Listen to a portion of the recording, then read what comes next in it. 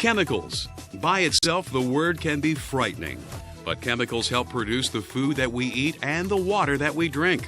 In fact, virtually everything that we use is produced with the aid of chemicals. But there is good reason that the word chemicals can put us on edge, because we know that chemicals can be hazardous. Around the world, over 400,000 people die each year as a result of occupational exposure to hazardous chemicals. To help protect employees from these hazards, in 1983, OSHA created the Hazard Communication Standard.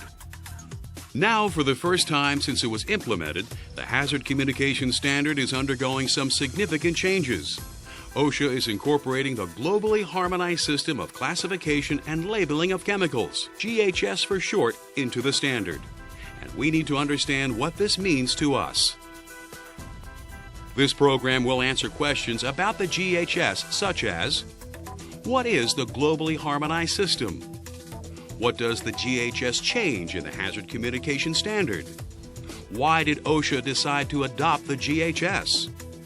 What are the major requirements that the GHS brings to the HazCom standard? And what are the phase-in dates for the GHS? Many countries have chemical hazard regulations. However, since they were developed independently of one another, there can be significant differences in how they work. The GHS was developed by the United Nations with the help of hazard communication experts from many countries and organizations. Its aim is to help standardize the way chemical information is provided anywhere in the world. The GHS is a logical and comprehensive approach to defining a chemical's health, physical, and environmental hazards, classifying chemicals using definitive and uniform criteria, and communicating chemicals' hazard information as well as the protective measures that should be taken when working with them.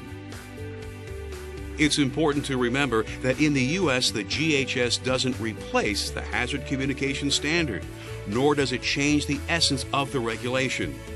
Businesses in the United States still have to adhere to all of the original requirements in the HazCom standard.